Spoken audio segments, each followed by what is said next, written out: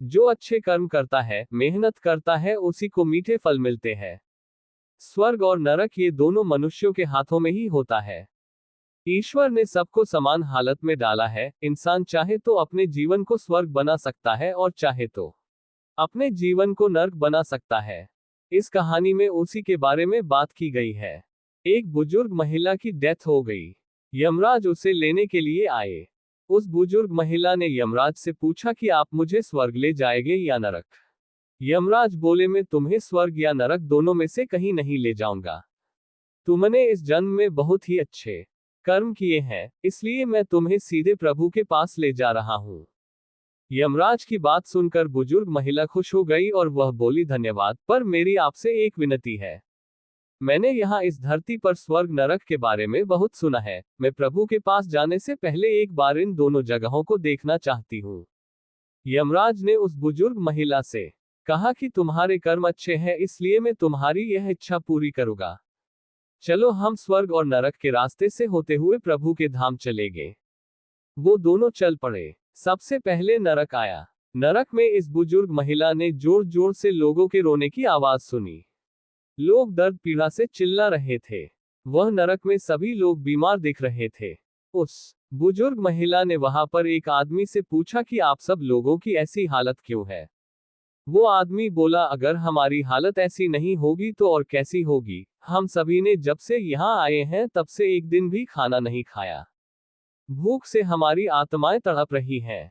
उतने में ही उस बुजुर्ग महिला की नजर एक बड़े से पतीले पर पड़ी, जो कि लोगों के कद से करीब 500 फुट ऊंचा होगा। उस पतीले के ऊपर एक विशाल चम्मच लटका हुआ था। उस पतीले में से अच्छी खुशबू आ रही थी। बुजुर्ग महिला ने उस आदमी से पूछा कि इस पतीले में क्या है। आदमी ने जवाब दिया कि ये पतीला स्वादिष्ट खीर से हर समय भरा रहता है। उस आदमी की बात सुनकर बुजुर्ग महिला ने तुरंत उसे कहा कि इसमें खीर है, तो आप लोग पेट भर के ये खीर खाते क्यों नहीं, भूख से क्यों तड़प रहे हो। वो आदमी निराश होकर बोलने लगा कि कैसे खाएं। ये पतीला 500 फीट ऊंचा है और हम में से कोई भी उस पतीले तक नहीं पहुंच पाता है। उस बुजुर्ग महिला को उन सब लोगों पर तरस आ गया। वो सोचने लगी, बेचारे खीर का पतीला होते हुए भी भूख से बेहाल है। शायद भगवान ने इन्हें यही दंड दिया होगा।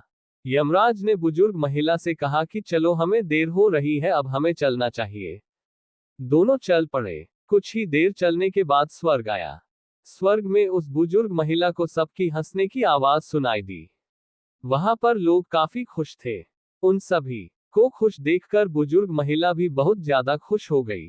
पर ये क्या, वहां स्वर्ग में भी उस बुजुर्ग महिला की नजर 500 फुट ऊंचे पतीले पर पड़ी। जैसा नरक में था, उसके ऊपर भी वैसा ही चम्मच लटका हुआ था। बुजुर्ग महिला ने वहां के लोगों से पूछा कि इस पतीले में क्या है। स्वर्ग के लोगों ने कहा कि इसमें बहुत स्वादिष्ट खीर है। ये सुनकर बुजुर्ग महिला हैरान हो गई। उसने वहां के लोगों से कहा कि ये पतीला तो 500 फीट ऊंचा है, आप लोग तो इस तक पहुंच ही नहीं पाते होगे। उस बुजुर्ग महिला ने कहा कि इस हिसाब से तो आप लोगों को खाना मिलता ही नहीं होगा, आप सभी तो भूख से बेहाल होगे। मुझे आप सब लोग फिर भी इतने खुश क्यों लग रहे हो? ऐसा कैसे हो सकता है? स्वर्ग में सभी लोग बोले, हम सभी लोग इस पतीले में से पेट भर के खीर खाते हैं। ये सुनकर बुजुर्ग महिला बोली, पर कैसे? पतीला तो बहुत ऊंचा है। स्वर्ग में सभी लोग बोले, तो क्या हुआ, पतीला ऊंचा है तो यहाँ पर कितने सारे पेड़ हैं। ईश्वर ने पेड़ पौधे, नदी, झरने ये सब उपयोग करने के लिए ही तो बनाया है।